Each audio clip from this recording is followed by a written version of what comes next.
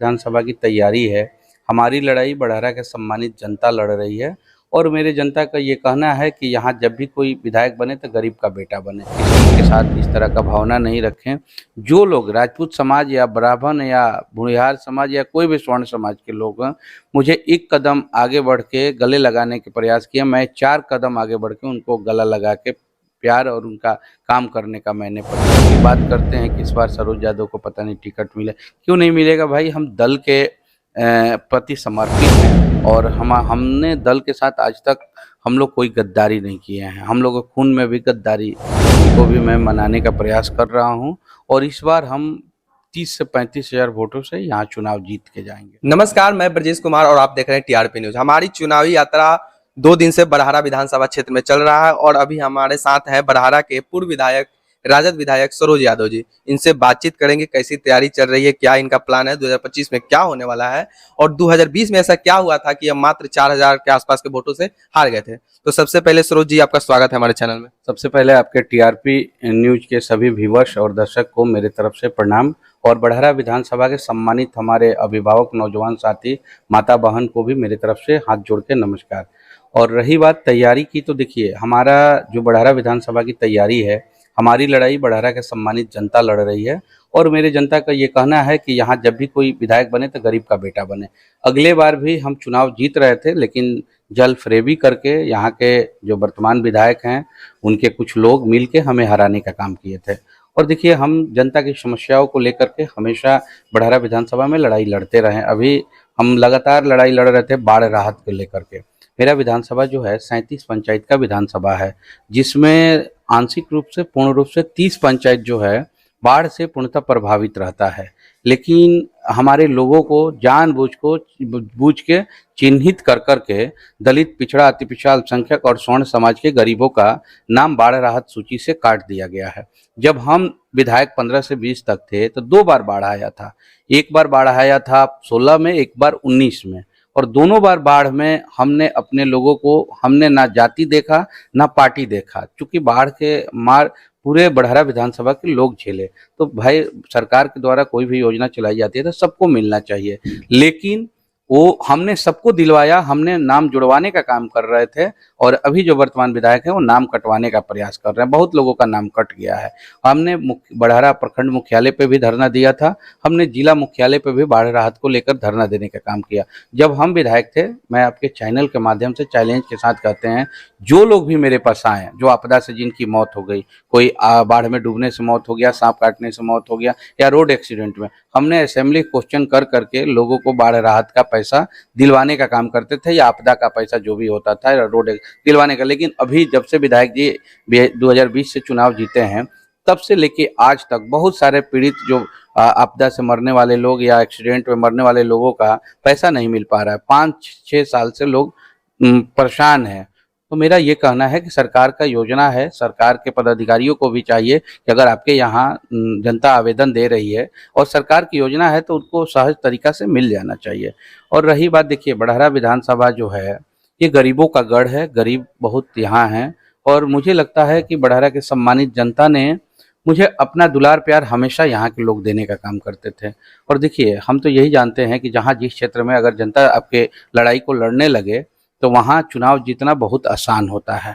और हमारे क्षेत्र के सभी सम्मानित जनता, वो किसी भी जाति धर्म के लोग हैं, यहाँ तक कि सम्मानित हमारे राजपूत समाज के लोग भी मेरे तरफ आकर्षित हो रहे हैं। उनको लोगों ने बरगलाने का काम किया, ये बताने का काम किया कि सरोज यादव बैकवर्ड फॉरवर्ड करता है। लेकिन सरोज यादव कभी किसी के साथ इस तरह का भावना नहीं रखें। जो लोग राजपूत समाज या ब्राह्मण या भूमिहार समाज या कोई भी स्वर्ण समाज के लोग हैं, मुझे एक कदम आगे बढ़ के गले लगाने के प्रयास किया। मैं 4 कदम आगे बढ़ के उनको गला लगा के प्यार और उनका काम करने का मैंने प्रयास किया। नहीं तो मैं आपके चैनल के माध्यम से ये चैलेंज करते हैं कि कोई भी व्यक्ति मेरे दरवाजा पे आए हों, उनका हम काम नहीं किए हैं, उनको हम सम्मान नहीं दिए हैं, तो फेसबुक के माध्यम से या चैनल पे आके बताइए कि सरोज यादव के पास हम इस समय गए थे, उन्होंने काम नहीं किया। जो लोग भी आए हैं हमने सम्मान पूर्वक बैठा करके उनसे बात करके उनकी समस्या का समाधान करने का काम किया। जो बड़हरा सीट है, इसको बोला जाता था कि ये राजपूतों का चित्तौड़गढ़ है, उसको आपने 2015 में ढा दिया। आज तक जितने भी विधानसभा चुनाव उसमें स्वर्ण जाति या खासकर राजपूत जाति जीतते आया था, लेकिन पहली बार 2015 में यहाँ पिछड़ा चुनाव जीता, यादव चुनाव जीता। नहीं देखिए, आज़ादी के बाद से 1952 या 53 से बिहार विधानसभा का चुनाव हो रहा था। तब से लेके एक ही जाति के लोगों को हमेशा मौका मिलता था। दोनों कोई भी पक्ष या विपक्ष जब भी कोई लड़ता था तो दोनों तरफ से यहाँ राजपूत समाज के लोग ही लड़ते थे। इसीलिए वो उन्हीं में से कोई ना कोई जीतता था। और देखिए चित्तौड़गढ़ कैसे माना जाए, यहाँ हर जाति धर्म के लोग हैं। यहाँ राजपूत भी हैं, ब्राह्मण भी हैं, बुढ़ियार भी हैं, दलित भी हैं, पिछड़ा भी है, अति पिछड़ा, अल्पसंख्यक सभी लोग रहते हैं। तो किसी के गढ़ या किसी व्यक्ति विशेष का गढ़ बताना ये गलत है। ये गरीबों का गढ़ है। यहाँ जब भी कोई जीतेगा, अगर गरीब, अभी देखिए 2015 के बाद 15 में हम चुनाव जीते, 20 में भी यहाँ की जनता ने अपार बहुमत मुझे दिया। हम चुनाव जीत रहे थे लेकिन जलफरेबी करके मुझे हराया गया। और सबसे खुशी की बात है कि लोकसभा जो चुनाव था अभी 2024 में, यहाँ से महागठबंधन के प्रत्याशी सुदामा प्रसाद जी यहाँ से चुनाव लड़ रहे थे। हमने लगातार पार्टी के हित में उनको लेकर के बड़हरा विधानसभा में घूम रहे थे और उनको करीब 1900 वोट से बड़हरा विधानसभा से हमने जिता करके भेजने का काम किया। इसलिए लोग बहुत तरह की बात करते हैं कि इस बार सरोज यादव को पता नहीं टिकट मिले। क्यों नहीं मिलेगा भाई, हम दल के प्रति समर्पित हैं, अपने दल के लिए हमेशा काम किए हैं। अपने नेताओं पे मुझे भरोसा है कि हमने लोकसभा से लेकर के एमएलसी जब जब पार्टी का कोई भी निर्देश हुआ उसको ईमानदारी पूर्वक पालन करने का काम किया। इसलिए हम यहाँ से मजबूत दावेदार हैं और चुनाव हमको लड़ना है, दल हमें लड़ाएगी। और हमने दल के साथ आज तक हम लोग कोई गद्दारी नहीं किए हैं, हम लोगों के खून में भी गद्दारी नहीं है। और राष्ट्रीय जनता दल हम लोगों का खून और में बहता है, नस नस में राष्ट्रीय जनता दल है। तो हम लोग तो दल के प्रति समर्पित हैं। हमारे दल के नेता जरूर अच्छा निर्णय करेंगे। हमारे दल के नेताओं का कहना है कि परिक्रमा और पैसा नहीं चलेगा, आप लोग क्षेत्र में काम करिए, हम अपनी जनता के बीच में काम कर रहे हैं। और मुझे विश्वास है कि पार्टी मेरे पे फिर से विश्वास करेगी। तो कैसी तैयारी चल रही है 2025 में? क्या आप कर रहे हैं कि वो जो मार्जिन था 4000 उसको पाट पाएंगे? देखिए, इस बार हमारी तैयारी, जो लोग हमसे क्षुब्ध थे, हमारे लोग कुछ हमसे नाराज थे, उनको भी मैं मनाने का प्रयास कर रहा हूं। और इस बार हम 30 से 35 हजार वोटों से यहाँ चुनाव जीत के जाएंगे, क्योंकि जनता एकदम जागरूक है। जो अभी के माननीय विधायक जी हैं, अब तो देखिए जब आदमी चुनाव हार जाता है तो जनता जीते हुए और हारे हुए से आकलन करने लगती है। हाँ, कि भाई दोनों में बेहतर कौन।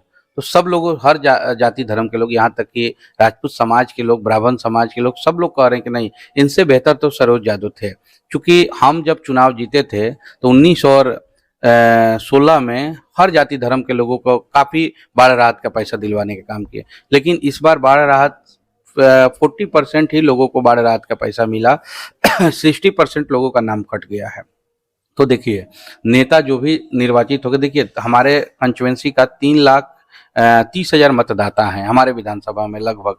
तो एक ही लोग सदन में चुन के जाते हैं। जनता अपने प्रतिनिधित्व करने के लिए एक व्यक्ति को चुन के सदन में भेजने का काम करती है और उनका काम है अपने क्षेत्र की समस्याओं को मजबूती से उठाने के लिए। देखिए, हमारे क्षेत्र में ना कोई डिग्री कॉलेज है, यहाँ तक कि खवासपुर के सम्मानित जनता हमेशा वोट देती है, लेकिन वहाँ पीपा पुल रहता है। पीपा पुल 4 से 5 महीना से ज़्यादा नहीं चल पाता है, क्योंकि पीपा पुल का एक समय निर्धारित रहता है, उसके बाद खोल दिया जाता है।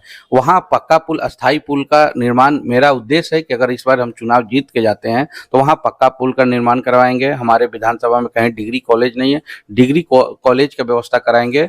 और देखिए, हल्का भी बाढ़ आता है तो मेरा जो इलाका है बाढ़ से प्रभावित हो जाता है, फसल नष्ट हो जाता है, क्योंकि यहाँ बहुत गरीब परिवार के लोग रहते हैं और किसानी का काम से बहुत सारे परिवारों का जीविका चलता है।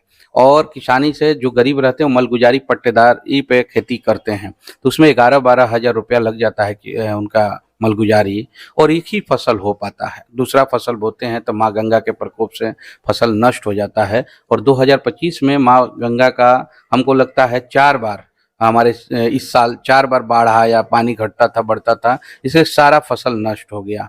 फसल नष्ट होने के बाद सरकार के द्वारा इनपुट का पैसा दिया जाता है किसानों को, लेकिन उन किसानों का नाम काट दिया जाता है। जैसे सरकार ने 2 क्राइटेरिया फुलफिल किया, एक रैयत और एक गैर रैयत। तो भाई गैर रैयत जो हैं उनके पास ना खाता खेसरा है ना कुछ है, क्योंकि भूमि के जो मालिक हैं उनके पास खाता खेसरा उनको भी मिलता है, इनको भी सरकार तय किया है। और यहाँ के कर्मचारी लोग क्या करते हैं, जो पैसा देते हैं उनको उस क्राइटेरिया से गैर रैयत भेजते हैं, नहीं तो खाता खेसरा मांगने लगते हैं। तो बताइए जिसका जमीन नहीं है वो खाता खेसरा कहाँ से देगा? यहाँ उसमें भी घोर अनियमितता हुआ है, और जिसका ब्लॉक में पहचान है उसी को पैसा मिलता है। तो देखिए बड़हरा विधानसभा गरीबों का गढ़ है, और हम गरीब का बेटा हैं, हमेशा गरीब के लिए लड़ाई लड़ने का काम करते हैं। यहाँ कुछ लोग समंती सोच के लोग कहते हैं कि सरोज यादव बैकवर्ड फॉरवर्ड करता है। भाई हम किसी को बैकवर्ड फॉरवर्ड नहीं, हमारा एक ही उद्देश्य है, एक ही बात कहने का है कि दलित हो, पिछड़ा हो, अति पिछड़ा हो, या अल्पसंख्यक हो, या स्वर्ण समाज के गरीब हो, सबको जीने का एक समान अधिकार है। और उस अधिकार को कोई छीनने का प्रयास करेगा, या वो मेरे ही जाति का क्यों ना हो, यादव क्यों ना हो, मैं उससे लड़ने का काम करूंगा। जीने का अधिकार सबको है और सबको मिलना चाहिए वो अधिकार। और देखिए जन नेता जो होते हैं ना, उस सबके होते हैं। जो लोग वोट दिए, जिस दिन हम निर्वाचित होके सदन में चले गए, हम 3,20,000 या 30,000 मतदाता के जनप्रतिनिधि हो जाते हैं। और मेरा काम है कि हम सबका सम्मान करें, सबका काम करें। मेरे लिए कोई भेदभाव नहीं है, और वो हम 5 साल के कार्यकाल में हमने ये दिखाने का भी काम किया कि हम सबके लिए काम करते थे। अब भले दूर से कोई आ जाए, जनता है भाई, जनता मालिक है, वो कुछ भी आरोप लगा सकती है जनता, लेकिन हमारा ये कभी भावना नहीं रहता है कि वो बैकवर्ड है, वो फॉरवर्ड है, वो दलित है, वो पिछड़ा। मेरा एक ही उद्देश्य है, सबको सम्मान देना, सबको एक साथ बैठा देना, कोई भेदभाव नहीं। वो हर जाति धर्म के लोगों को, मुसलमान भी हमारे अंग हैं, हमारे भाई हैं, उनको भी मैं सम्मान देने का काम करता हूँ। राजद के कद्दावर जो अभी वर्तमान विधायक है रघुवेंद्र प्रताप जी, वो राजद के कद्दावर नेता रहे हैं। एक समय में वो मंत्री भी थे और 5 टर्म के विधायक थे।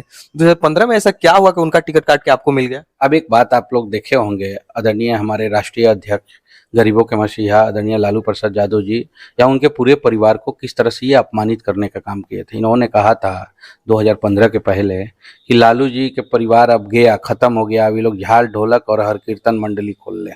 तो एक बात बताइए, जो परिवार के लोग आपको पहचान दिया, आपको मंत्रिमंडल तक ले जाने का काम किए हैं, वैसे परिवार को आप झाल ढोलक बजवाने का काम किए हैं। तो लालू जी का तो मैं धन्यवाद दूंगा कि गरीब का बेटा से उनसे कई गुना छोटे उम्र के बच्चा लालू जी के आशीर्वाद मिला, और बड़हरा के सम्मानित जनता ने उनको आईना दिखाने का काम किया कि वही लालू जी के देन से आज मैं भी अगर विधायक हूँ, तो आदरणीय श्री लालू प्रसाद यादव जी का आशीर्वाद और हमारे बड़े भाई तेजस्वी जी का सहयोग और हमारी राजमाता श्रीमती राबड़ी देवी जी का देन था कि आज मैं यहाँ विधायक के रूप में आप लोगों के सामने आज माननीय अगर लगाने में जो योगदान है बड़हरा के सम्मानित जनता और हमारे राष्ट्रीय अध्यक्ष आदरणीय श्री लालू प्रसाद यादव जी का है। बहुत बहुत धन्यवाद सर जी। बहुत बहुत धन्यवाद।